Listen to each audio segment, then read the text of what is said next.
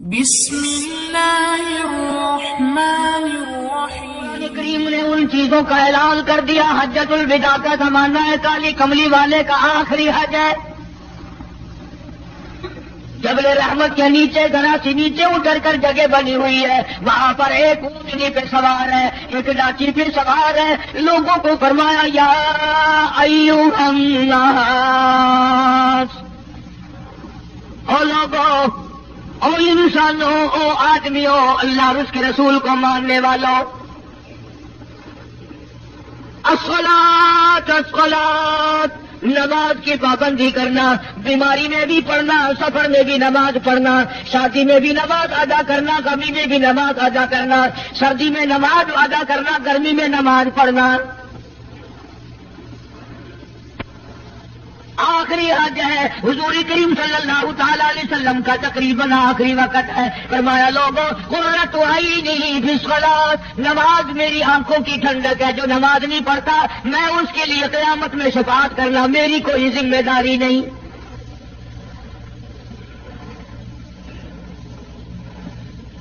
او ما ملکت ایمانہم، اور لوگوں اپنے ملازموں کا خیال کرنا، محتاجوں کا خیال کرنا، غریبوں کا خیال کرنا، مزدوروں کا خیال کرنا، معذوروں کا خیال کرنا، غریب پروری کرنا، لوگوں کے ساتھ ہمدردی والا برتاؤ کرنا۔ جو کچھ میں تمہیں بتلا رہا ہوں فرمایا یاد کرو، میری بات کو سمجھو۔ حضور کریم صلی اللہ علیہ وسلم نے فرمایا لاکھوں کا مجمع ہے، فرمایا جو میں تمہیں بات کہہ رہا ہوں تمہارے ذمے ہے، جو اس وقت میدان عرفات میں نہیں پہنچ سکے ان تک پہنچا دینا۔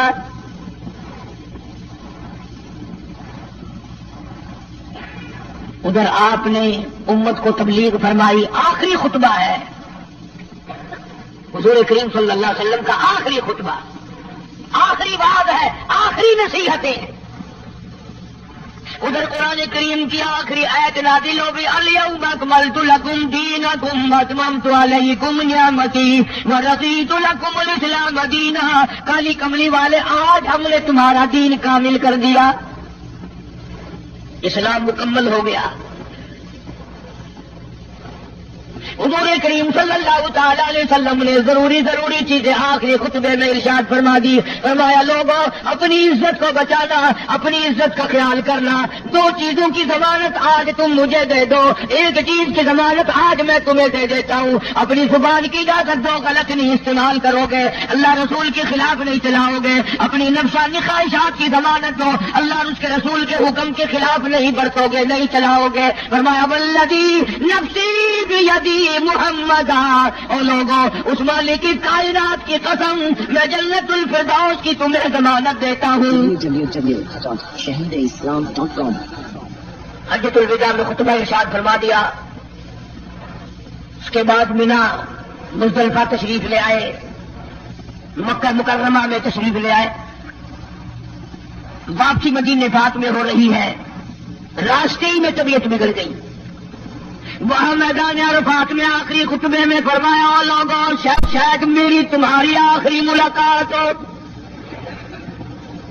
اور لوگوں شاید آج کے بعد تم میری آواز نہ سن سکو، میری زیارت نہ کر سکو، میری بات کو پلے باندھ کے لے جاؤ۔ مدینہ طیبہ میں پہنچ گئے، راستے میں جو طبیعت بگڑی اور مزید خراب ہوتی چلی گئی، زیادہ پریشانی بڑھتی چلی گئی، یہاں تک کہ مدینہ پاک میں تشریف لے گئے کہ مرض شدت اختیار کر گیا۔ جناب ابو ہریرہ رضی اللہ تعالیٰ عنہ نے دیکھ کر عرض کر دیا میرے آقا بڑی کمزوری آ گئی، بڑی ضعیفی آ گئی، بڑی ناتوانی سے آ گئی، بڑے آپ کمزور ہو گئے، بہت زیادہ ضعیفی چہرے سے ظاہر ہونے لگی۔ فرمایا ابو ہریرہ موت قریب ہے، موت قریب ہے، زندگی دور ہوتی چلی جا رہی ہے، اور تجھے کیا بتلاؤں جب قرآن کریم کی ان صورتوں کی تلاوت کرتا ہوں جن میں قیامت کا ذکر ہے میرا سانس رک جاتا ہے، میرا سانس بگڑ جاتا ہے۔ ابو ہریرہ رضی اللہ تعالیٰ عنہ فرماتے ہیں میری آنکھ کھل گئی، پچھلی رات تھی، میں دربار رسالت میں چلا گیا، میں نے جا کے دیکھا حضور نے نماز کی نیت باندھی ہوئی ہے صلی اللہ علیہ وسلم، میں نے بھی ساتھ کھڑے ہو کر نیت باندھ لی۔ سورہ بقرہ 2.5 سپارے کی پوری صورت ہے۔ ابو ہریرہ کہتے ہیں پہلا سپارہ ختم ہو گیا، دوسرا سپارہ ختم ہو گیا، میں نے اندازہ لگایا کہ چلو سورت ختم کر کے تو رکوع فرمائیں گے، آل عمران شروع فرما دی، وہ 1.25 پارے کی ایک صورت ہے۔ پھر میں نے اندازہ لگایا کہ چلو اس صورت کے ختم ہونے پہ تو رکوع فرمائیں گے، سورت نساء شروع فرما دی، 5.25 پارے پڑھنے کے بعد جب رکوع فرمایا،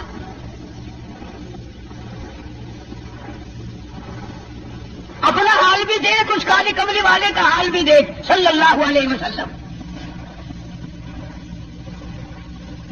ابو ہریرہ کہتے ہیں جب قرآن مجید کی تلاوت ہو رہی تھی، میں پاس کھڑا ہوا تھا نماز میں، حضور کے سینے سے آپ کی چھاتی سے مجھے یوں سانس پھولنے کی آواز آئی جیسے ہنڈی پکتی ہوئی کھولتی ہے، سانس پھول گیا۔ قرآن کریم کی تلاوت کرتے کرتے طبیعت متاثر ہو رہی ہے۔ اس قسم کی نماز پڑھتے تھے ہمارے آقا حضرت محمد الرسول اللہ صلی اللہ علیہ وسلم۔ آج امت کی نمازیں اور اپنی نمازیں اور میری نمازیں تمہارے سامنے ہیں۔ امام الانبیاء محبوب کبریا حضرت محمد مصطفیٰ صلی اللہ تعالی علیہ وسلم کا مرض اتنا شدت اختیار کر گیا، بے ہوشی شروع ہو گئی، کبھی ہوش آ جاتا ہے، کبھی پھر بے ہوشی طاری ہو جاتی ہے، مرض بڑھتا چلا گیا۔ ایک روز نماز کا وقت آیا، جناب مدنی کریم صلی اللہ تعالی علیہ وسلم کے دیوانے، حضور کے پروانے، حضور کی شہدائی، حضور کے اوپر جان مال قربان کرنے والے، اولاد قربان کرنے والے، ساری زندگی قربان کرنے والے صحابہ کرام مسجد میں حیران ہے، آج نماز کیسے پڑھیں گے، سرکار موجود نہیں۔ جناب عائشہ صدیقہ رضی اللہ تعالی عنہا نے، جناب فاطمہ الزہرا رضی اللہ تعالی عنہا، دونوں پریشان ہیں کہ مرض بڑھ گیا ہے، تکلیف زیادہ ہے، ہوش آئی آپ کو؟ فرمایا اصل الناس، کیا لوگوں نے نماز پڑھی؟ فرمایا قالوا لا بل ينتظرون، نہیں پڑھی بلکہ آپ کا انتظار ہو رہا ہے۔ سارے دیوانے، سارے پروانے، سارے شہدائی، سارے جانثار، سارے غمگسار، ساری زندگی قربان کرنے والے دیواروں کے ساتھ لگے ہوئے کھڑے ہو رہے ہیں، کالی کملی والے، آج اگر تیرا دیدار نہ ہوا تو ہم مر جائیں گے۔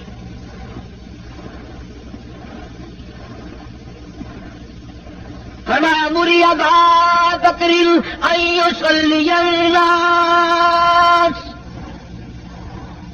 عائشہ رضی اللہ تعالیٰ عنہ، ابو بکر کو میری طرف سے حکم دو میرے مصلی پہ کھڑا ہو کر نماز پڑھائے، میرے مصلی پہ کھڑے ہو کر نماز پڑھائے۔ حضرت عائشہ رضی اللہ تعالیٰ عنہ نے عرض کر دیا میرے آقا، میرا ابا تو کئی دن سے روتا پھرتا ہے، کئی دن سے رو رہا ہے۔ اذا جاء نصر اللہ کی صورت جب نازل ہوئی تو سارے صحابہ نے خوشی منائی، سارے مدینے نے خوشی منائی۔ اذا جاء نصر اللہ والفتح، اللہ کی حمایت آئے گی، نصرت آئے گی، تائید آئے گی، فتح آئے گی۔ ورأیت الناس یدخلون فی دین اللہ افواجا، تم دیکھو گے کہ فوج کی فوج اسلام میں داخل ہو رہی ہیں، لشکر کے لشکر اسلام میں داخل ہو رہے ہیں۔ ساری بات خوشی کی ہے۔ فسبح بحمد ربک، اور آپ میری تسبیح بیان کریں۔ بس یہ عید سن کر ابو بکر کی چیخ نکل گئی۔ سارا مدینہ خوشیاں منا رہا ہے، سارا مدینہ خوشیوں میں ہے، سارے صحابہ خوشیاں منا رہے ہیں، عام لشکر اسلام میں داخل ہوں گے، ساری فوجی اسلام میں داخل ہو جائیں گی۔ لیکن ابو بکر صدیق کو لوگوں نے دیکھا اس کونے میں بیٹھا روتا ہے، گھر میں بیٹھا ہوا رو رہا ہے۔ اس نے پوچھا صدیق رضی اللہ تعالیٰ عنہ، سارے تو خوشیاں منا رہے ہیں تو رو رہا ہے، تجھے کیا تکلیف پہنچی ہے؟ اذا جاء نصر اللہ کی صورت کے نزول کا پتہ نہیں چلا؟ جناب ابو بکر رضی اللہ تعالیٰ عنہ جو نبوت کا راز جانتے ہیں، مزاج شناس ہے نبوت کے، سب سے پہلا رفیق، سب سے پہلا ساتھی ابو بکر صدیق رضی اللہ تعالیٰ عنہ ہے۔ روتے روتے فرمانے لگے آؤ مدینے والوں، کی جدائی کا وقت آ گیا. حضور کریم صلی اللہ علیہ وسلم کی روانگی کا وقت آ گیا. انہوں نے کہا تجھے کیسے پتا چلا؟ کہ دیکھتے نہیں ہو قرآن میں کیا فسبح بحمد ربک، آپ میری تسبیح بیان کریں، مطلب یہ آپ میرے یہاں آ جائیں. سب سے زیادہ صدیق اکبر نے قرآن کریم کو سمجھا. تو حضرت عائشہ رضی اللہ تعالیٰ عنہا نے عرض کیا کالی کمبلی والے وہ تو پہلے ہی روتے پھرتے میرے ابا تو کسی اور کو حکم دو. فرمایا عائشہ امت میں تیرے باپ جیسا نظر کوئی نہیں آتا، ساری امت میں تیرے باپ جیسا نظر کوئی نہیں آتا. صدیق اکبر رضی اللہ تعالیٰ عنہ کو حکم مل گیا. صحابہ نے مصلی پہ کھڑا کر دیا، نماز ہو رہی ہے. اللہ اکبر. ایک تھوڑا سا نقطہ باریک سا ہے، اگر توجہ کرو گے تو مزہ آئے گا. ادھر حکم دے دیا نماز پڑھانے کا، ادھر نماز شروع ہو گئی. ایک تو یہ بات تھی نا کہ حکم دیا نماز ہو گئی پوری ہو جائے گی وہ پڑھا دیں گے، اور ایک یہ ہے کہ میں خود نماز پڑھاتا ابو بکر کو دیکھوں، صرف پڑھاتا نہ دیکھوں، میں بھی صدیق کے پیچھے نماز پڑھوں. کل لوگ کوئی اعتراض نہ کرے. یہ ایک بڑی بات ہوتی ہے. اور مصلی پہ بھی خود کھڑا کرنا اور خود پیچھے آ کر کے نماز کی نیت مانگنا. دو نوجوانوں کو بلایا، حضرت عباس رضی اللہ تعالیٰ عنہ اور ایک اور صحابی ہے، دونوں کی کندھوں پہ ہاتھ مبارک رکھے اور قدم مبارک گھسٹتے ہوئے مسجد میں تشریف لائے. آ کر میں تو تھوڑی سی تکلیف ہو جائے، سب سے پہلا نزلہ نماز پہ پڑتا ہے. کھانا اچھا ہو جائے گا، ڈاکٹروں کا خرچ بڑھ جائے گا، اور گھر والوں کا دھیان بڑھ جائے گا، فکر بڑھ جائے گا. لیکن مرنے والا، بیمار پڑنے والا جو ہے نماز سے بے فکر. سب سے پہلے مسلمان نماز چھوڑتا ہے. اور میری بات لکھ کے لے جاؤ، لاکھوں کروڑوں میں سے 2-4 نمازی مرتے ہیں. بڑا خوش نصیب ہے وہ آدمی جو دم نکل جائے پر نماز ایک بھی قضا نہ ہو، آخری وقت تک جس کی نماز قضا نہ ہو. حضور کریم صلی اللہ تعالی علیہ وسلم نے پیچھے آ کر کے نیت باندھ لی. ابو بکر کو احساس ہو گیا، پتہ چل گیا کہ صدیق اکبر کو معلوم ہو گیا. حضور میرے پیچھے تشریف لے آئے، نماز میں شامل ہو گئے. ابو بکر پیچھے ہٹنے لگے، مصلی چھوڑنے لگے. آپ نے فرمایا الزم مکانک، ٹھہرا رہو وہیں جہاں میں نے تجھے کھڑا کر دیا. نماز ہو گئی. اب حضور کریم صلی اللہ علیہ وسلم جب تشریف نہیں لائے تھے، سارے غمگین تھے، سارے پریشان حال تھے، سارے یہ سوچ رہے تھے کہ آج کیا ہوگا، آج کیا بنے گی. سارے سرکار دو عالم صلی اللہ علیہ وسلم کے دیدار کے لیے اکٹھے ہو گئے. اور یہ آپ کا تشریف لانا، آخری تشریف لانا ہے مسجد نبوی میں، اور منبر پہ آپ تشریف فرما ہوئے. آپ نے اسی خطبے کی پھر بعض الفاظوں کو، بعض احکامات کو دوہرایا. اور لوگوں، نماز کا خیال کرنا، نماز کی پابندی کرنا، یتیموں کا خیال کرنا، محتاجوں کی خرید پروری کرنا، اگر اس کے خلاف تم چلو گے میری کوئی ذمہ داری نہیں. بیماری کی کیفیت کو دیکھ کر، چہرے کی کیفیت کو دیکھ کر صحابہ کرام رو رہے ہیں. سب کا دل اندر سے یہ کہتا ہے شاید آج آخری دیدار ہے، شاید آج آخری ملاقات ہے. ادھر خدا اعلان فرما دیا، فرمایا لوگوں میری تمہاری شاید آخری ملاقات ہو، آج کی بات زیارت نہ کر سکو گے، میری بات سن لو، میری بات اپنے دل میں لکھ لو، کلمہ قرآن کو اپنے ساتھ رکھنا. میں یہ قرآن کریم تمہارے سپرد امانت کے طور پہ کر رہا ہوں، کل قیامت میں تم سے واپس لے لوں گا. سارے صحابہ چاروں طرف سے اکٹھے ہیں، مجمع بنا ہوا ہے.